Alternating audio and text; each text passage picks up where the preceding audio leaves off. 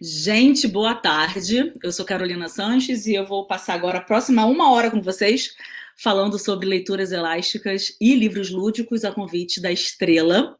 Então, bom, eu vou me apresentar. Eu sou jornalista, eu sou pedagoga, eu sou uma das escritoras da Estrela.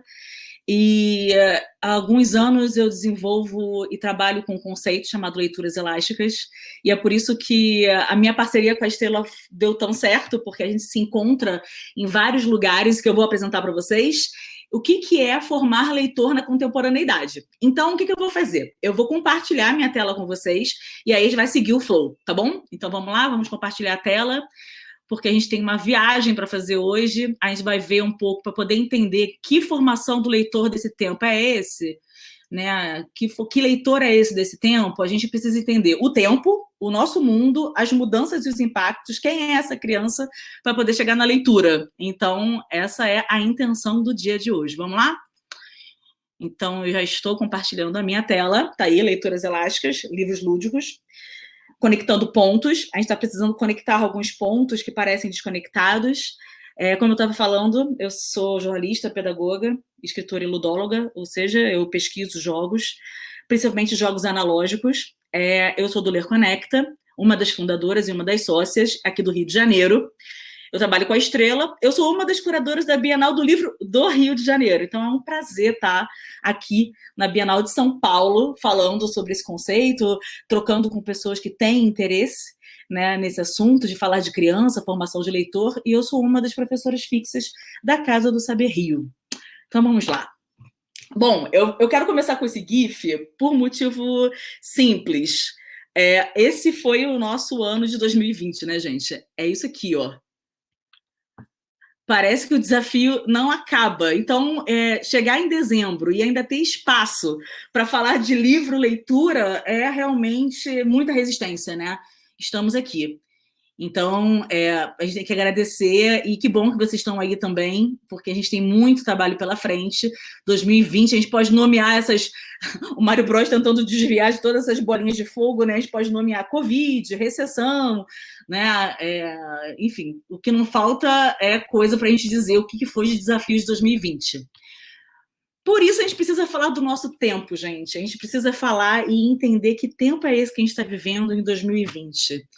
O Bauman, no último livro que ele lançou, antes da morte dele, o livro se chama Babel, e ele traz um conceito que eu me baseio bastante, que ele chama de tempos de interregno. Ele fala um livro que a gente está entre a incerteza e a esperança, e ele explica tempos de interregno. Estamos entre o que deixou de ser e o que ainda não é. Né? Eu que trabalho com educação, trabalho com escola, a gente trabalho com formação de professores, e a gente conversa muito sobre esse mal-estar que a gente está sentindo, né? Parece que as coisas não estão se encaixando. É porque nós estamos em tempos de interregno. A gente está entre o que deixou de ser e o que ainda não é, então a gente está aqui nesse entre. E nós estamos aqui para fazer essa mudança, né? Para fazer essa revolução. É por isso que a gente tem que entender a questão da metamorfose. O Ulrich Beck, ele é um filósofo alemão, também falecido há um tempinho, não muito, e no seu último livro, os dois foram editados pela Zahar, A Metamorfose do Mundo. Ele traz uma questão que vale a pena a gente refletir aqui para poder falar de criança e novos leitores, que é a diferença entre metamorfose e mudança. São coisas diferentes. A mudança é isso, eu tenho uma caneta aqui na minha mão, eu boto aqui na minha outra mão, eu mudei. Né? Algumas coisas se alteraram, mas outras permanecem iguais. No caso da metamorfose, está falando de transformação radical, né? Que as antigas certezas desaparecem e surge algo inteiramente novo. Isso é metamorfose. E a metamorfose do mundo significa que aquilo que ontem era impensável, hoje é real e possível. Olha a gente aqui na Bienal de São Paulo, online. Há um tempo era impensável e hoje nós estamos aqui fazendo ser real, fazendo ser possível. Só que não é só o mundo, obviamente, que está na metamorfose, mas a leitura também está na metamorfose. O mundo se movimenta, a gente se movimenta também, e a leitura também se movimenta. Então, eu vou mostrar para vocês hoje algumas transformações no campo da leitura, para poder entender por que a gente cria livros do jeito que a gente cria.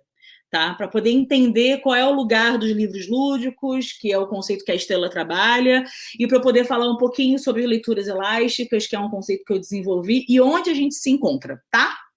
Então, de onde eu estou partindo? Eu estou partindo de uns dados muito duros, né? 44% da população brasileira não lê e 30% nunca comprou um livro. Esses dados são do Retrato da Leitura no Brasil. Para quem não conhece, vale a pena anotar aí, ó, para poder pesquisar e ver a pesquisa que eles fizeram. Todo ano eles lançam, né, os resultados e sempre é um motivo de ficar um pouco preocupado, né? Porque o brasileiro ele lê 4,96 livros por ano. E quando eu falo 4,96 livros por ano, eu não estou falando apenas de literatura, porque se eu fosse fazer um número, uma recontagem apenas de livros literários, esse número cairia drasticamente. Aqui tá, a gente inclui Bíblia, a gente inclui livros de receita, a gente inclui livros técnicos. Aqui tá tudo incluso, tá?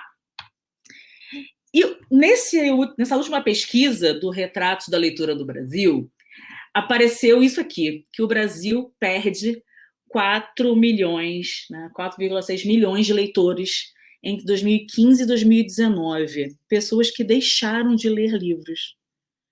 Isso aparece e isso é aquele momento que a gente leva um baque, né? Estamos aqui numa festa literária, estamos aqui celebrando o livro e a leitura, né? Mas a gente precisa olhar para essa realidade, a gente precisa refletir sobre essa realidade e quais estratégias nós vamos criar, traçar, para poder formar novos leitores, para os livros não ficarem pelo caminho. E a pergunta que fica, um mega enigma e um mega mistério, que é, gente, onde é que foi parar o leitor? Esses 4,6 milhões de leitores, eles foram parar aonde? Né? Onde foi parar esse leitor? Bom, eu trouxe alguns palpites e algumas análises. Primeiro que o Brasil é o terceiro país em que as pessoas passam mais tempo em aplicativos. Achar que a tecnologia não tem impacto na forma da gente ler é ingenuidade. Né? A gente fingir que não está vendo também é uma ingenuidade. Está aqui batendo na nossa porta e a gente precisa entender quais são os impactos culturais da gente, quais são os impactos na forma que a gente lê que a tecnologia traz. E o Brasil é um dos países que mais usa celular. O tempo da gente é absurdo. Eu estou falando, no caso dos adolescentes, estou falando de uma média de 3 horas e 46 minutos nas redes sociais antes da pandemia. Então, vocês podem imaginar que depois da pandemia está o quê, né? Muito mais do que isso, todos nós estamos usando muito mais os aplicativos, as telas, as redes sociais. Tá? Mas se você pensar que um menino hoje passa, em média, 3 horas e 46 minutos nas redes sociais, é muita coisa. E eles estão lá lendo. Lendo o que a gente não sabe. É diverso. E também a gente não julga, porque não é essa a questão. A nossa questão é onde entra o livro e a experiência literária. Tá? Essa é a grande questão para a gente aqui hoje.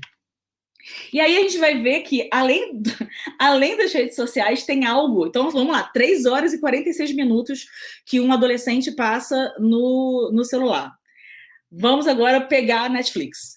Com 23 anos de vida, a Netflix tem mais de 167 milhões de assinantes. Sempre que eu falo desses números, eu fico brincando, porque, primeiro, que a Netflix já fatura mais que a Record e do que o SBT, que são canais abertos, né? E tem mais assinantes que a TV paga. E eu fico brincando que ela fatura mais do que o SBT, mesmo o SBT vendendo Jequiti, né?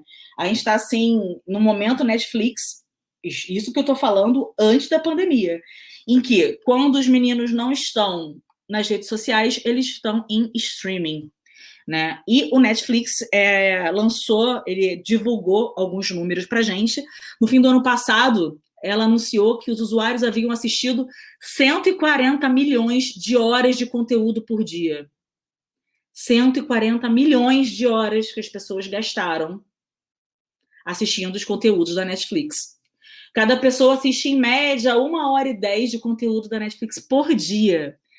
Você deve estar aqui me assistindo e assim, pô, por que ela está falando isso? Eu falei, porque a gente está precisando saber para onde está indo as atenções. Para onde está indo o olhar de todos, a ponto da gente perder 4,6 milhões de leitores.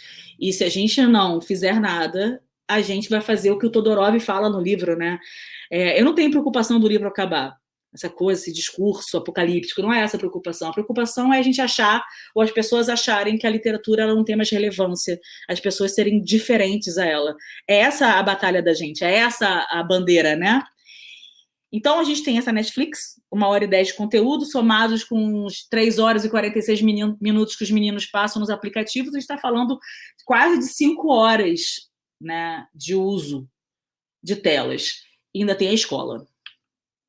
O Spotify também lançou um resultado bastante interessante para a gente poder entender como é o consumo, né? Pesquisar consumo é importante para a gente poder entender um pouco como é que se chega ao livro. E no Spotify, as músicas, as pessoas pulam, 25% das pessoas pulam a música após ouvir 5 segundos. E, em média, um ouvinte pula uma música a cada 4 minutos. Bom, eu costumo brincar que se o Renato Russo, Legião Urbana, tivesse lançado o Faroeste Caboclo em 2020, eles teriam muito problema, né? Porque o ouvinte, ele pula uma música a cada 4 minutos. E o Faroeste Caboclo, se eu não me engano, são 12 minutos. E a gente decorou inteirinho, né? Então, assim, as pessoas não estão conseguindo ouvir uma sequência de música sem pular, né? A geração anterior, que consumiu disco, que consumiu CD, eles ouviam toda a sequência das músicas. Podia pular uma aqui ou outra ali, mas não era essa a cultura. Aí está na cultura do zap, é na cultura do pular, é na cultura do eu quero fazer o que eu quiser fazer na hora que eu quiser fazer. Pá! Tá? E é lógico que isso afetou a concentração do ser humano, né? Os cientistas, eles têm estudado sobre isso e eles chegaram ao resultado que a faixa de tempo de concentração dura de 10 a 18 minutos. É muito pouco tempo. Se a gente for pensar, então, em leitor literário, para poder ler, a gente precisa de concentração. E a gente está aqui vendo que a concentração média das pessoas é de 10 a 18 minutos. A gente está disputando a atenção. Nós estamos na disputa pela atenção. Com o Netflix, com o Spotify, com as redes sociais, a gente está nessa disputa pela atenção, né? A gente precisa mostrar a relevância do livro, porque livro também é plataforma, e eu vou falar um pouco sobre isso hoje, né? Livro é tecnologia, uma das maiores tecnologias, não fica obsoleto, né? Livro é tecnologia, livro é plataforma, e a gente está na disputa por essa atenção. E aí vem a pergunta: como formar leitores nesses novos cenários? Esse cenário todo que eu pintei para vocês, do mundo de metamorfose, leitura na metamorfose, as coisas mudando, a maneira de a gente consumir conteúdo, a gente nunca esteve tão imerso em narrativas, né? As narrativas da Netflix, as narrativas dos streamings, a gente nunca esteve tão imerso em narrativas visuais. Então, como a gente pode fazer com que a nova geração ame os livros? Bom, primeiro a gente precisa entender essa nova geração. Quem é essa nova geração? Qual é o perfil dessa nova geração? E eu gosto muito dessa história de um menino de 8 anos. Olha, gente, isso aqui saiu no jornal, isso é sério, isso aqui não é mentira, não é fake news não, tá? Menino de 8 anos pega o furgão do pai e dirige até o McDonald's nos Estados Unidos. Bom, na matéria explica que foram 3 quilômetros, gente, 3,5 quilômetros que esse menino foi dirigindo, tá? Até o McDonald's, e detalhe, obedecendo todos os sinais, dando seta, melhor do que muita gente que tem carteira por aí. Não contente em ele querer comer um hambúrguer, pegar o furgão do pai e dirigir até o McDonald's, ele levou a irmãzinha de 4 anos para comer batata frita. Olha a cena. Bom, quando questionaram o garoto sobre como ele havia aprendido a dirigir, porque o que acontece? Ele chegou no McDonald's, ele foi no drive-thru, ele foi fazer o pedido dele e a menina do caixa achou estranha a voz. Achou que fosse trollagem e foi lá ver quem era e deu de cara com a criança e chamou a polícia. E a polícia perguntou: vem cá, como é que você aprendeu a dirigir? E ele respondeu assim: no YouTube. Um menino de 8 anos aprendeu a dirigir no YouTube. Olha a potência de aprendizagem de uma criança, né? Por isso que eu lamento muito quando eu vejo alguns livros analisando. Eu nem gosto de ficar falando e criticando assim, não, mas subestima demais a criança, né? Que criança é essa que a gente está falando? A gente está falando de uma criança muito potente. Não estou falando só na questão da tecnologia, né? A infância, as infâncias, porque não dá para falar de uma infância, né? As infâncias, elas são potentes. elas são... a gente precisa fazer com que ela avance e não jogar para baixo. Bom, e aí, justamente por causa dessa geração chegando, de um menino que consegue aprender aos 8 anos a dirigir, nós temos hoje um termo para falar dessa geração, né? Ela é super nova, essa geração, e é muito prazer, nós somos a geração alfa. Esse menino de 8 anos, que é esse menino que é o nosso desafio de fazer com que ele ame livros e literatura, tá? E essa geração alfa é a primeira geração 100% digital da nossa história. São nascidos a partir de 2010, infância, né? São crianças nascidas a partir de 2010 e elas têm algumas características que eu vou falar um pouco com vocês hoje, dessa geração alfa digital, mas para dizer que existem muitos termos para falar dessa infância. Porque eu acho muito esquisito quando as pessoas fazem livros para criança, quando elas produzem para a infância, pensam projetos, mas não pensam a infância. Então, a minha proposta aqui com vocês é pensar o mundo, pensar como é que está sendo consumido, né? Quais são os impactos disso, quem é essa geração para poder chegar na leitura. Então, essa geração alfa, ela também é chamada de Homo sapiens. É isso. Zapeia, eu vou zapeando, a minha atenção não é plena. É isso, a gente viu, pula música, vai mudando de plataforma para plataforma, né? Vocês aqui hoje me assistindo é um desafio, ficar comigo 50 minutos direto é um desafio hoje, a gente sabe que é, né? Então, o Homo sapiens é esse perfil que vai zapeando conforme o seu interesse. Tem o Michel Serret, esse aqui é um holandês, tá? Tá aqui a referência para quem quiser pesquisar e saber mais um pouco sobre esse Homo sapiens, que ele é não linear, que ele é da fantasia, que ele é colaborativo, totalmente diferente da gente Homo sapiens, né? Que é isso, precisa de início, meio, fim, é todo encadeado, a gente é mais conservador, eles não, eles já são um pouco mais da revolução, tá? E o Michel Serret, que é um filósofo francês, que também faleceu, acho que foi ano passado que ele faleceu. A sua última contribuição foi essa aqui, ele lançou um livro chamado Polegarzinha, e ele fala sobre essas crianças, ele chama essa geração de polegarzinhos, né? Não é do livro, não é do conto clássico, mas é o polegarzinho porque todo o conhecimento, todo o saber agora passa pelos polegares, né? Então, onde é o espaço de aprendizagem dessa polegarzinha? Onde ela aprende? Antigamente era na escola e hoje é qualquer lugar. Eles podem aprender em qualquer lugar. E as novas tecnologias, elas obrigam a sair do formato espacial conhecido. É isso, a escola não está mais nos muros, a pandemia ajudou bastante para sair disso, mas a gente pode falar do livro que precisa sair do formato espacial que a gente conhece e expandir, e eu vou falar disso daqui a pouco. A gente precisa achar novas formas para a gente poder se reconectar com essa geração. O termo alfa, que eu comecei falando, ele é desse australiano, sociólogo australiano. Ele também foi quem mapeou a geração Z, a geração X, faz parte da pesquisa dele. E ele usa isso para falar das crianças que nasceram a partir de 2010. E aí, quando a gente analisa o Gloob, que é um canal para criança, eu trabalho com eles em alguns projetos, e eles fizeram uma pesquisa muito interessante que eu tive acesso. E a gente até discutiu isso, que eu acho muito importante. E na pesquisa que eles fizeram, apareceu isso aqui. Quando perguntaram para as crianças qual era o seu brinquedo preferido, eles responderam: celular. Qual é o seu brinquedo preferido? Celular. 71% das crianças, eu estou falando de crianças classe C, B, A, tá? Eles citam o tablet ou o celular como brinquedo preferido. Mas antes que todo mundo panique, tipo, caraca, ferrou, perdemos essa batalha, eu vou dizer que quando a gente continua conversando com eles, 98% das crianças citam alguma brincadeira analógica como preferida. Então, eles têm o celular, sim, eles usam o celular, sim, mas eles também amam brinquedos analógicos, né? E por que a gente não mistura isso? Por que a gente não faz um remix disso? Por que a literatura não está misturada nisso aqui também? E é por isso que eu vou apresentar para vocês as leituras elásticas e os livros lúdicos.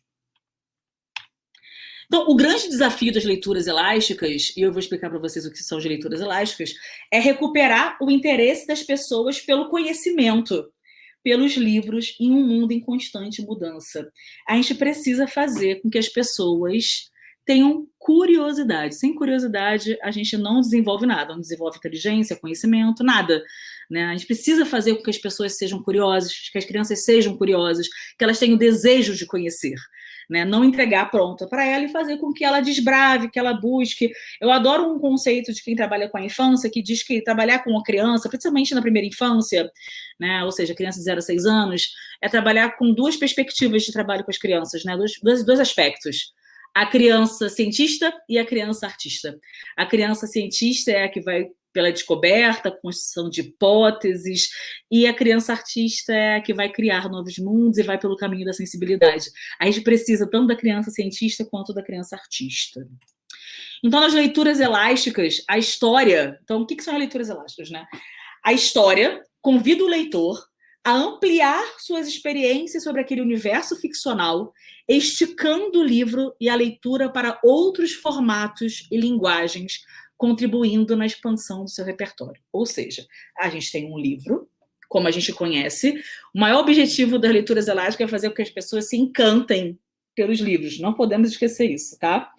E que ampliem o universo ficcional de narrativas. Então, a gente tem um livro, e esse livro precisa esticar, a leitura precisa esticar. A partir daquele livro, a gente estica para onde?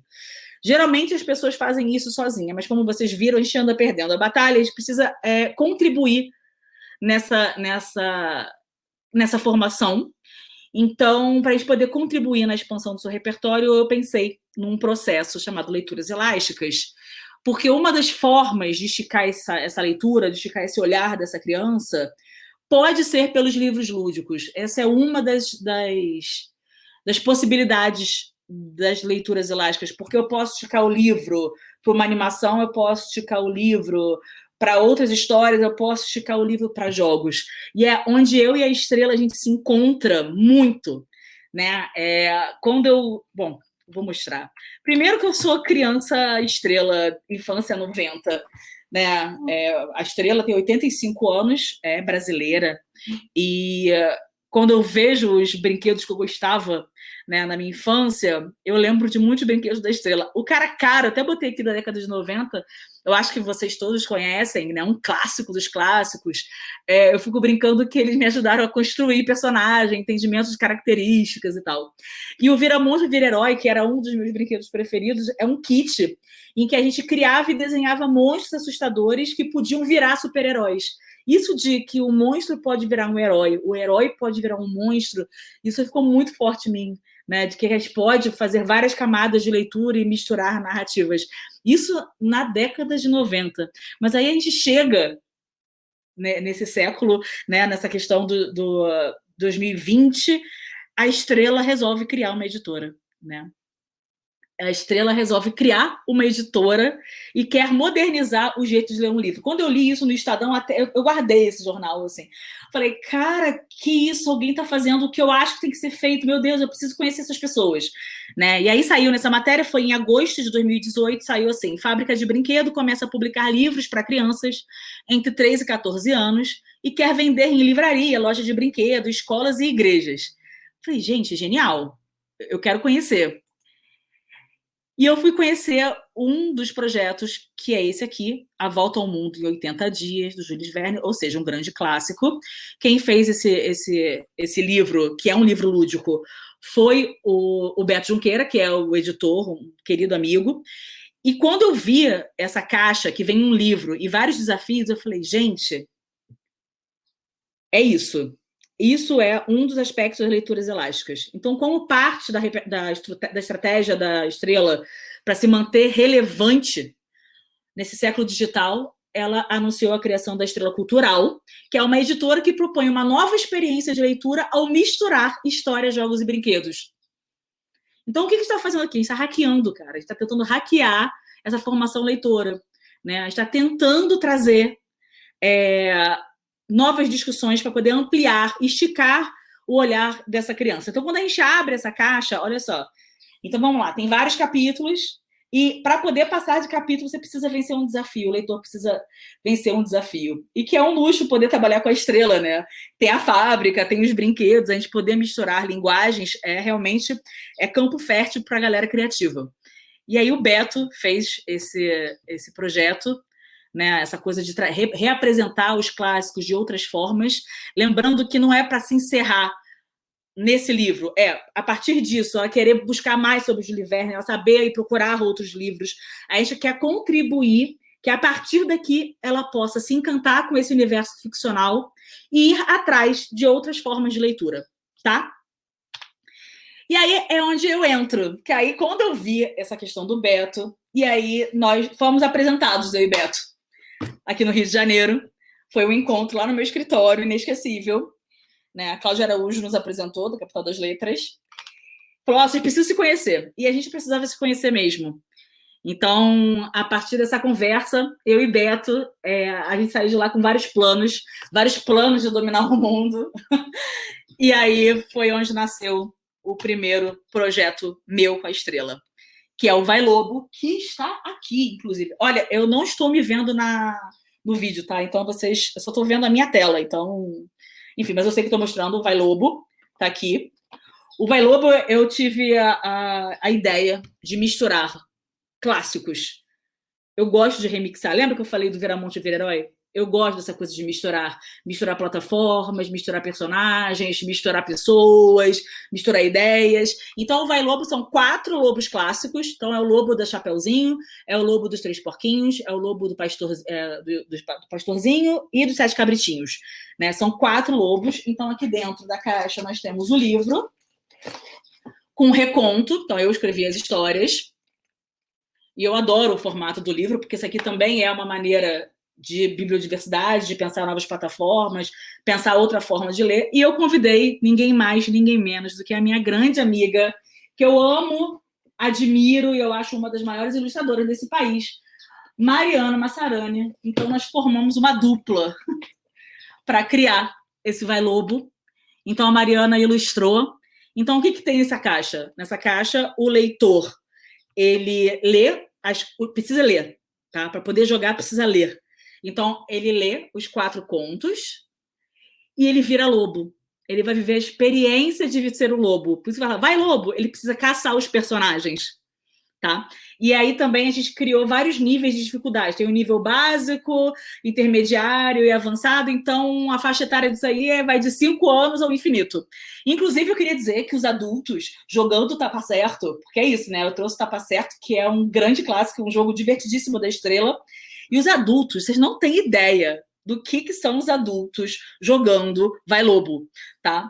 É totalmente hilário, mas é isso, a gente entra no universo da ludicidade, o livro lúdico faz isso, une pessoas, não só as crianças, a gente tem aqui adultos e crianças jogando, família jogando e lendo histórias juntos, tá? Isso passa por um caminho totalmente afetivo. E aí a Estrela, então, ó, já falei do Júlio Verne, né, com o Beto, falei do Vai Lobo. Ah, só um minuto. Eu falei do Vai Lobo, que é meu e da Mariana. Só que eu e Mariana, a gente se adora tanto que vai sair a gente vai fazer... Eu vou fazer um spoiler. O Beto nem tá aqui, meu editor. Mas eu vou fazer um spoiler para dizer que isso aqui vai ser uma trilogia. Então, nós temos o Vai Lobo primeiro. Ano que vem tá saindo no mesmo formato, só que com novos desafios, mitologia grega para as crianças. O nome do livro é uma homenagem, vai ser Vira Monstro, Vira Herói. Serão heróis e monstros da mitologia grega guerreando dentro do livro. Também com Tapa Certo, também ilustração da Mariana Massarani junto comigo, tá? Então, esse aí é um dos lançamentos do próximo ano. Vem 2021, que 2021 vai ser incrível. Só que esse ano, o Beto, junto com a Rosana Rios, também tem a Ana, que trabalha com ele. Eles estão com uns lançamentos bem legais, principalmente os livros que misturam jogos, são os meus preferidos, né? São os que eu acho que... Veja bem, não que livro sem jogo não seja interessante, tá, gente? Pelo amor de Deus, claro que são. Eu tô aqui mostrando só uma perspectiva de trabalho. Para mim, todos têm que ler tudo de todos os jeitos. E a gente precisa contribuir nessa leitura, tá? Bom, está sendo lançada agora uma leitura lúdica de Don Quixote. Então, olha só, a gente teve Os 4 Lobos, a gente teve Júlio Verne, né? E agora está tendo Don Quixote de La Mancha. Tá aqui, ó. Primeira mão para vocês, a capa do livro e também tem um jogo de tabuleiro. Para poder... E o nome do livro é Tá Doido? Que é uma brincadeira com Don Quixote. É uma nova maneira de reapresentar os clássicos para a infância. E por que isso funciona, né? Por que a gente está tendo um retorno? O Vai Lobo hoje é o livro mais jogo, o livro lúdico mais vendido da Estrela, o que me deixa muito, muito, muito feliz. E é um dos motivos de eu estar aqui hoje, né? Por quê? Porque a gente tem que lembrar que nós somos Homo ludens. Nós somos homem que brinca. Essa é a nossa estrutura. Esse termo é do Huizinga, que é um filósofo. E detalhe, esse livro dele, que é um clássico, é de 1936, tá? E ele traz para a gente umas contribuições muito, muito bacanas. Então, a gente tem aqui o homem que brinca, que somos nós. E ele traz nesse livro um conceito que eu queria trazer para a gente aqui hoje, que é do mundo real e o círculo mágico. Né? Quando a gente vai para o campo da ludicidade, a gente entra no que ele chama de círculo mágico. Então, o mundo real tem questionamento, tem medo, tem incerteza. A gente entra no círculo mágico, tem imaginação, tem desafio, tem imersão e tem narração, e volta para o mundo real sempre saindo transformado. Se a gente sai transformado é porque teve experiência de leitura. O La Roça, que é um grande educador, Jorge La Roça, ele diz que aquele que lê um livro e sai igual da maneira que entrou, ele sai igual, é porque ele não teve uma experiência de leitura, e esse sim é o leitor analfabeto. O leitor analfabeto é aquele que não teve experiência de leitura, não se transformou. Para poder entender melhor o que é esse mundo real e o círculo mágico, eu gosto de usar o futebol, né? O mundo real é assim, tipo, cara, não acredito que você gosta de futebol, 11 homens, 22 homens correndo atrás de uma bola. Isso é a pessoa que está no mundo real e não está no círculo mágico. Cara, o que é o gol? O gol é um chute da bola na rede, para quem está no mundo real, né? Porque quem está na ludicidade, quem está no círculo mágico, isso é fazer um gol, é uma emoção. Trabalhar com ludicidade é trabalhar na emoção. Então, os livros lúdicos, eles sempre abrem esse círculo mágico. E a experiência lúdica, ela nos transforma e liberta porque não tem divisão entre pensar, sentir e fazer. É tudo ao mesmo tempo. Um dos lançamentos do próximo ano é a coleção Escape Book, esse é comigo, né? O Escape Book tem aquelas salas de escape room, que as pessoas têm meia hora para poder sair de uma sala, e a gente vai fazer com que o leitor tenha que escapar do livro. E o primeiro livro vai ser sobre Alice no País das Maravilhas.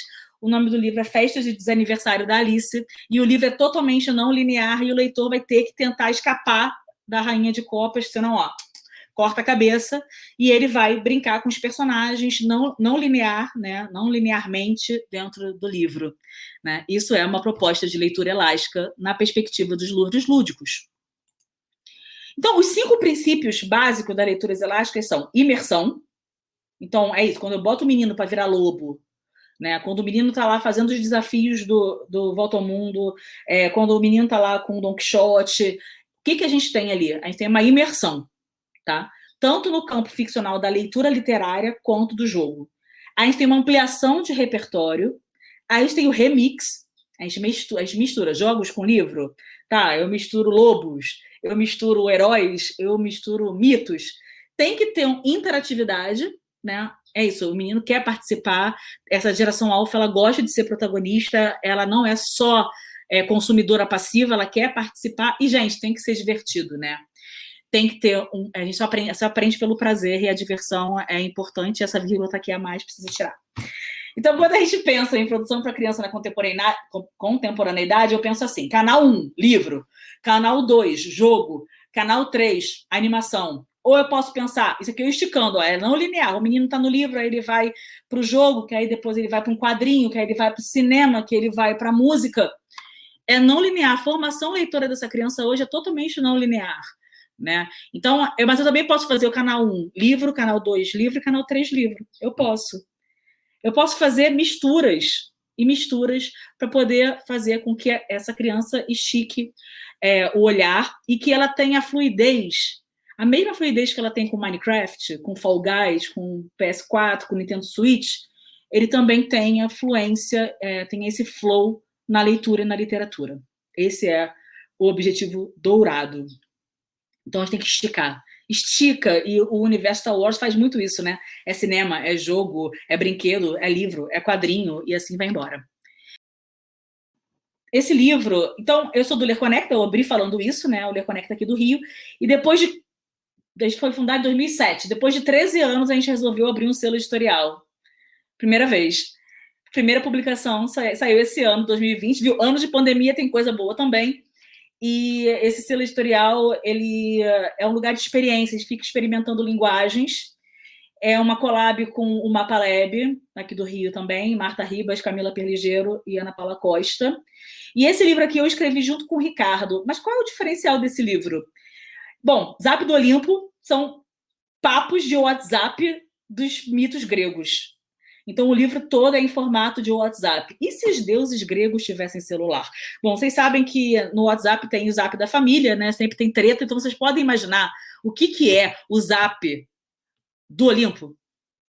As tretas dos gregos no WhatsApp. Então, o livro todo é em formato de WhatsApp. A gente tem diversos grupos. A gente tem o grupo só de diretoria, que são os deuses do Olimpo. A gente tem festinha VIP com Dionísio. A gente tem herança, que é a discussão do Poseidon, o Hades e os Zeus, para poder rever a herança. Afinal de contas, o Hades acha que ele foi prejudicado por ter ficado com o submundo. Os Jogos Olímpicos, tem os monstros, Gabinete dos Monstros, qualquer semelhança com a realidade. Essa homenagem foi feita, né? Os monstros da realidade, os monstros mitológicos estão andando por aí. Tem o bonde do bem, que são os heróis.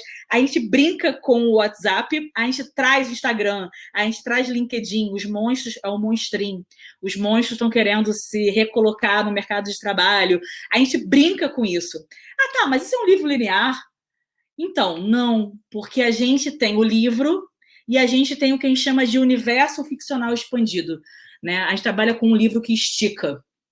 Então, tem um livro, o leitor pode ficar tranquilamente no livro, que ali tem muitas coisas para poder ler, se divertir e tal, mas ele pode ampliar o repertório e ampliar o universo ficcional no nosso portal, no nosso site, em que lá ele vai encontrar áudios dos deuses falando, vão encontrar stickers, vai encontrar jogo, vai encontrar conversa com os autores. A gente vai esticar, a gente não vai adaptar o livro em outra linguagem. Não, a gente está criando conteúdos originais a partir do livro. Então, a gente quer que essa criança vá do livro, volte para o livro, saia do livro, volte para o livro e amplie, assim, o seu repertório. Né? Só que eu brinco com isso em vários canais, tá, gente? Então, esse ano, um dos presentes que eu recebi foi escrever um roteiro. O roteiro Eu Conto, Você Conta. A gente trabalhava com a perspectiva no Globo de grandes clássicos. Então, a gente tinha a Lebre e a Tartaruga. A Lebre contava a sua versão e a Tartaruga contava a sua versão. E eu adoro essa história porque a gente levou o Luiz Carlos, o narrador da Sport TV, para poder narrar essa história. Olha que máximo.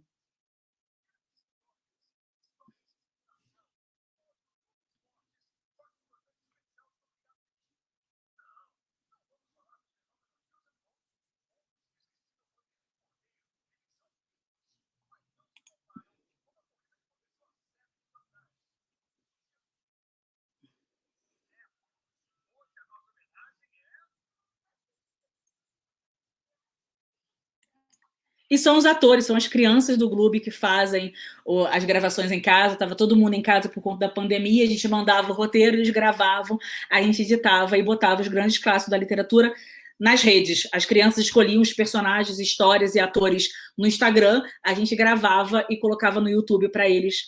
E assim a gente fazia com que eles conhecessem grandes clássicos da literatura. Só para dizer que lá no Zap do Olimpo tem sim, eu vi aqui alguém fez uma pergunta que é legal, tem pesquisa ou é tudo ficção? Não, totalmente pesquisa histórica, é um livro que mistura histórias com informativo, tá? Para poder conhecer www.mapalab.com.br. Vamos lá. Opa. Então, gente, diferentes maneiras de ler implicam em diferentes maneiras de pensar. Quanto mais diversas forem as experiências de leitura dessas crianças, a mente, que também é elástica, ela vai ter diferentes maneiras de pensar. Né? É o pensamento convergente e divergente. A gente amplia e volta e foca. A gente amplia, expande e foca. E isso é uma das coisas, acho que é uma das coisas fundamentais para esse tempo da gente, né? Esse pensamento que é elástico, que se adapta em um mundo de incertezas. Então, o leitor da contemporaneidade, ele é um leitor versátil, e eu fiz questão de botar essa imagem aqui, porque ela está lendo Cortázar, que é um dos meus escritores preferidos, argentinos, Rayuela, que é o Jogo da Amarelinha, que é um livro não linear. Né? Então, só para dizer que essa concepção de leitura não linear não é de hoje. Obviamente que não, porque nós temos um Cortázar fazendo isso. Mas hoje a gente pode pensar para a infância de uma maneira mais interessante também, voltada para o perfil dela. Tá? Então, esse leitor que a gente está falando é um leitor que constrói constantemente o seu mosaico. Cada quadradinho desse é uma experiência de leitura. É o livro, é o jogo, é outro livro, é outro livro, é um quadrinho, graphic novel, e assim a gente vai embora. Então, ler conecta tudo. Essa frase, que é o mantra do Ler Conecta, a gente acredita que ler conecta tudo. Conecta o PlayStation, o leitor, a Netflix. Aliás, se você entrar na Netflix, a quantidade de séries que são baseadas em filmes é enorme, né? Ler conecta tudo. E como é que ler conecta tudo? Como é que a gente pode fazer isso? Experimentando. Hoje eu acho que o convite que eu gostaria de fazer para vocês é que vocês visitem o site da Estrela, conheçam a proposta, tem vários outros livros, eles têm livros, tem um que eu adoro, que é de contos africanos e indígenas, que é incrível, incrível. Tá saindo agora um que acho que é Cada Macaco no Seu Galho, que é de contos de esperteza, de macaco, que eu adoro, então mistura livro com jogo. Realmente é a Estrela Cultural fazendo história. Eu acredito nessa potência, é por isso que eu estou junto. Ano que vem a gente tem alguns lançamentos para sair. Eu falei do Vira Monstro, Vira Herói, tem a da Alice, vai ter também das Serpentes Fantásticas, que é uma parceria com um pesquisador do Butantan, que eu estou contribuindo com a parte da ludicidade e de história. A gente tem algumas coisas muito interessantes por lá, então fica o convite para vocês conhecerem a proposta da Estrela. E eu vou deixar os meus contatos, @Carolina Sanches, já é o meu Instagram, e Carolina@Lerconecta, mas eu vou parar meu compartilhamento e vou voltar para a sala para continuar falando com vocês, porque o Beto está aqui, a pessoa que fundou essa editora e que eu tenho um prazer enorme de ter, não só como parceiro editor, mas também como amigo. A gente tem muita afinidade no pensamento e ele está aqui e ele vai falar para vocês de mais lançamentos. Beto, prazer ter você aqui. Obrigada pelo convite, tá? Eu é que agradeço, Carolina. É um privilégio estar com você. Ela é a precursora de todo esse trabalho Antes se falava de livro interativo, mas deu para se ir muito mais além disso. É uma proposta que vem crescendo. Eu tive uma notícia semana passada que me deixou muito feliz, né? Que um dos grandes clubes de leitura, o maior clube de leitura do Brasil, ele criou uma sessão, acho que você não sabe disso, Carolina, porque é notícia fresca. Oba. Eles criaram uma sessão chamada Jogos Literários. Jogos Literários, que é exatamente o que a gente faz e que também a Carolina faz, também de uma forma mais abrangente, que é você transformar, principalmente que a Estrela acredita, esse é um dos nossos pilares, uma nova experiência de leitura, que é colocar o livro como o grande protagonista. Então, a gente faz com que a criança tenha que ler o livro. O caso do Vai Lobo, que a Carolina fez, é o nosso grande sucesso, né? Bem focado naquela história do meu malvado favorito, que é aquele filme lá que a criança adora o vilão. Então, ela coloca o jogo nas 4 perspectivas de 4 lobos maus, e é um sucesso, né? E com o sucesso do Vai Lobo, a gente avançou muito mais em outros livros que incorporam brinquedos, mas o livro é sempre o grande protagonista. Sem ler o livro, você não tem a experiência lúdica do jogo. E eu vou aqui rapidamente, para terminar essa brilhante apresentação da Carolina, mostrar aí alguns livros que nós temos, essas leituras lúdicas que nós chamamos, leituras lúdicas em família. Tem o primeiro. Você chegou a mostrar o seu vídeo do Vai Lobo, Carolina? Não mostrei não, botei então tudo beleza. estático. Então vou mostrar aqui.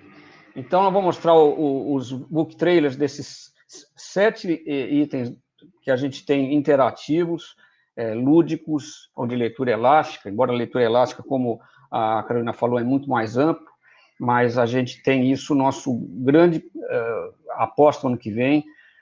A Estrela, esse ano, como brinquedos, ela vendeu o dobro de jogos que ela vendeu do que o ano passado, porque as famílias se voltaram mais para jogar com os filhos, se resgatou esse hábito de se jogar e de se ler. Se resgatou o hábito de ler e de jogar em família, imagine num livro lúdico que tem o jogo e o livro. Então, nós estamos apostando muito nisso para o ano que vem. Vou mostrar aqui os nossos, começando pelo o grande produto, que é o da Carolina, que é o Vai Lobo.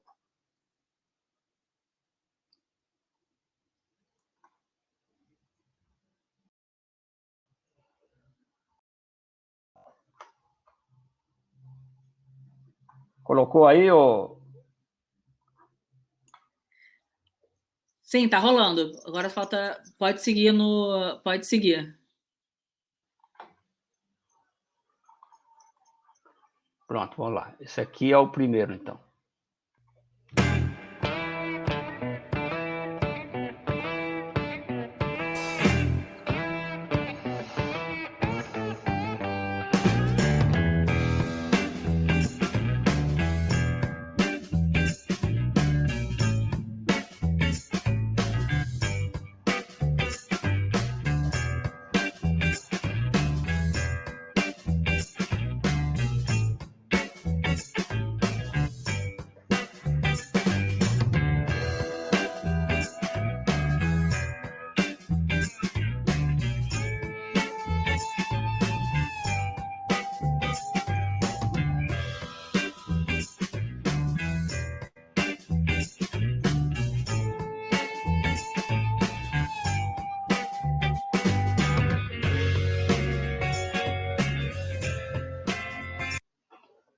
Bom, estão me ouvindo?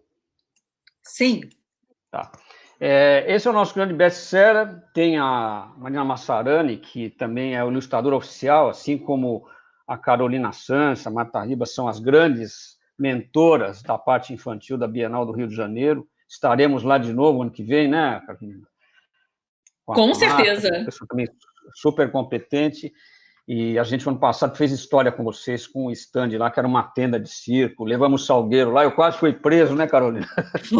Imagina só, gente, a bateria do Salgueiro no meio da Bienal, as pessoas estavam, o que está acontecendo? É isso, a elasticidade também no samba. Bom, vamos assim não tem muito tempo aqui, para o próximo produto. Esse é o Volta ao Mundo em 80 Dias, que eu acabei fazendo a adaptação do livro Júlio Verne, adoro o Júlio Verne, e como eu domino razoavelmente francês, eu li o original, e consegui fazer o livro literariamente, tanto é que o livro, isoladamente, ele foi vendido para o MEC, nós vendemos mais de 300 mil exemplares, uma escola dos professores, de 2018, e temos o conceito interativo. Vocês vão ver que o vídeo explica muito melhor.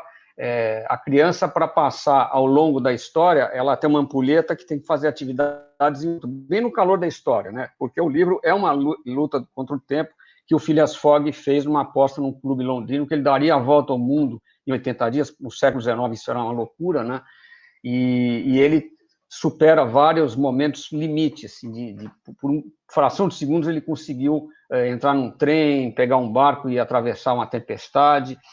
E aqui a gente vai mostrar também o book trailer que apresenta muito bem. Esse, depois do livro da Carolina, é o mais vendido da Estrela.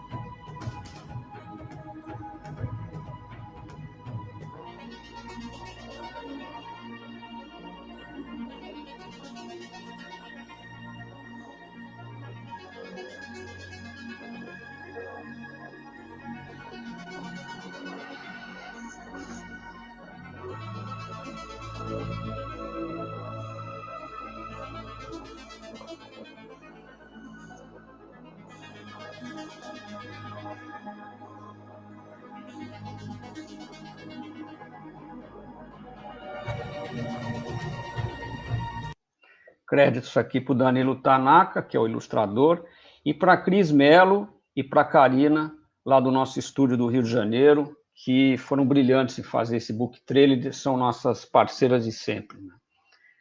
Né? Bom, esse produto aqui é novidade, é o Tá Doido.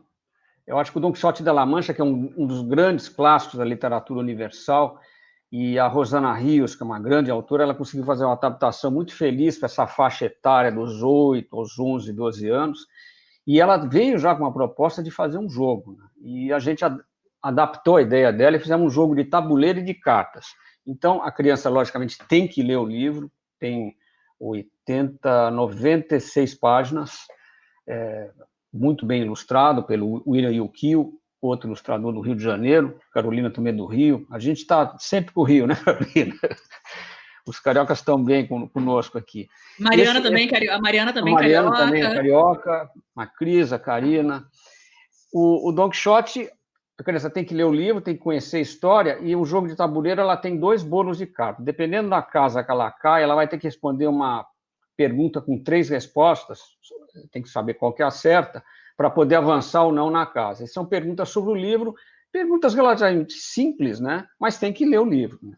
E bem no espírito do Don Quixote da La Mancha, que é um malucão, mas um maluco que, na verdade, questiona a sociedade naquela época, e muita coisa é atual hoje, né? Tem um monte de mico para pagar. Então, se cai naquela casa, você tem que imitar o Don Quixote lutando contra os moinhos de vento, tem que imitar ele lutando contra um povo, contra um burro, enfim, imitar um fantasma. É uma história muito engraçada, a gente fez testes desse jogo, é um livro-jogo também para adultos, não é só para criança, ou seja, para a família inteira. Né? Ele vai ser lançado em março na Abrim, a Feira de Brinquedos, que vai ter a nossa sessão de livros lúdicos, alguns com esse conceito da leitura elástica que a Carolina fala. Esse aqui a gente não tem o book trailer. Esse aqui é o Cada Macaco no Seu Galho, que eu também mostrei para a Carolina. Se ela gostou, é porque é bom. É um livro de contos asiáticos e africanos que resgata contos muito antigos, né, da Celina Bodemiller e da Fabiana Prando, e resgata a esperteza do macaco. E a criança tem 4 contos para ler, e não é que ela lê os 4, mas se ela lê pelo menos um, bem como no Vai Lobo, os 4 Lobos Maus da Carolina, ela vai defender aquele macaco no jogo de tabuleiro do Ludo. É uma releitura do jogo do Ludo. Você tem que atravessar o tabuleiro e chegar com os 4 macacos até o final para pegar as frutas que ele gosta. Mas tem uma série de armadilhas ou ajudas ao longo do tabuleiro que são espelhados na história. Por isso que é importante que a criança leia o livro. Então, você tem essa integração livro-jogo e um conceito de família. Ele também vai ser lançado em março na Abrim, na seção de livros, né? E ainda nós não temos o book trailer, mas vai ter.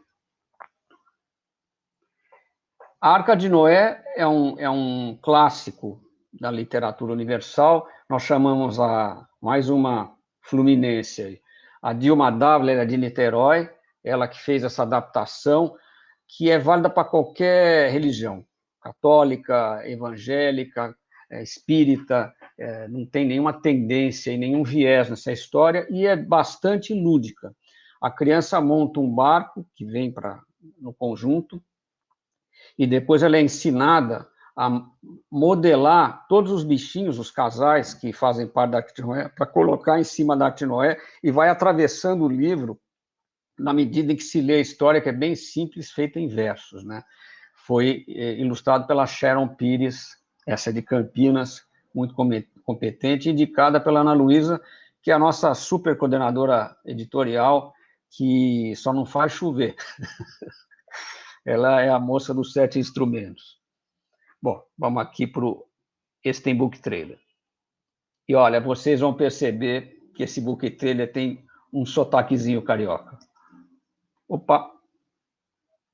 Deixa eu voltar aqui.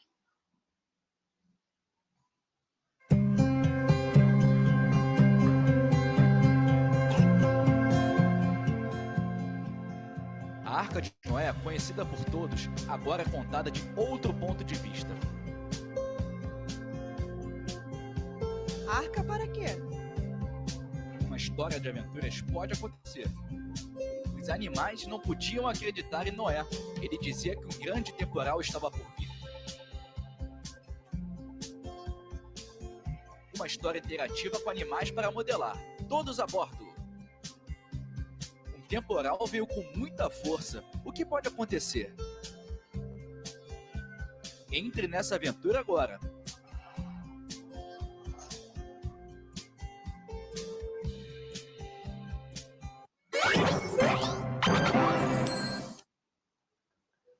Bom, esse aqui eu acho que é o último. O Cão dos Baskerville é um lançamento recente nosso, uma adaptação que eu também fiz.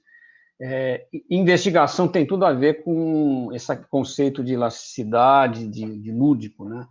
E essa história, que é a história mais conhecida do Arthur Conan Doyle, da série do Sherlock Holmes, O Cão dos Baskerville, a gente escolheu porque ela é muito também adotada em escolas e ela não é tão violenta como as outras. A única cena de violência é quando o cachorro morre.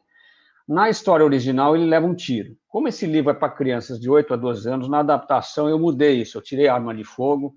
Eu acho que está muito em voga a pessoa falar em arma de fogo, e a gente é totalmente contra isso, né? E nós colocamos que ele dá uma paulada no cachorro, no Cão dos Baskerville, que é uma fera. E ao longo da história tem 11 enigmas e vem uma lupa para a criança poder decifrar essas pistas e entrar no calor da história.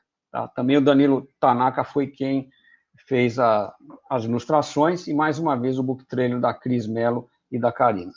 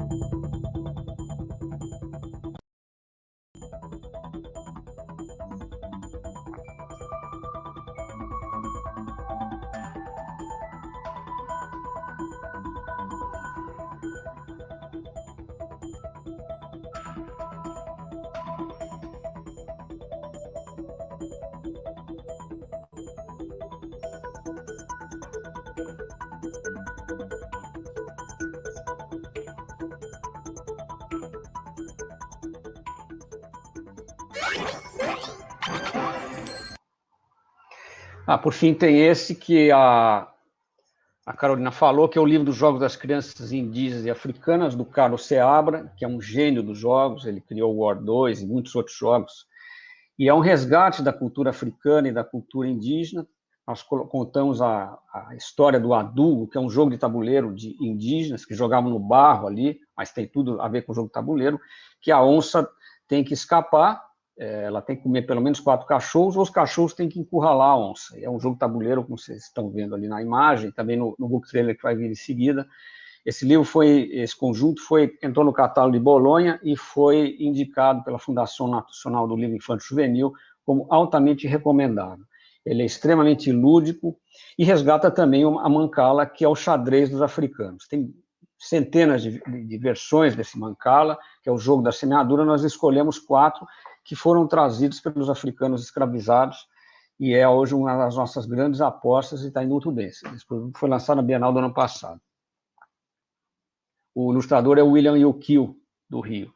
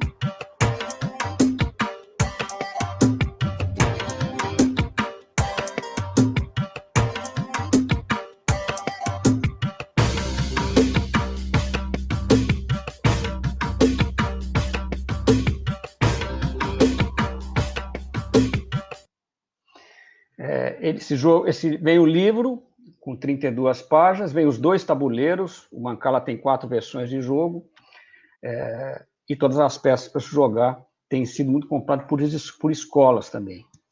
Bom, gente, eu queria agradecer muito a Carolina, que deu um show aí, a gente só acrescentou alguns produtos às ideias dela. Ela deu já o e-mail dela, quem quiser ter mais informações, escolas, está aqui o meu e-mail, vai ser uma grande alegria atendê-los, e vamos seguir nessa luta pela literatura, encontrando novas formas de leitura, que é o nosso grande desafio, e eu acho que a gente tem conseguido. Carol, obrigado pelo carinho. Obrigada, abraço a todo mundo. Tudo de bom, gente. Tchau, tchau, gente. Tchau, tchau.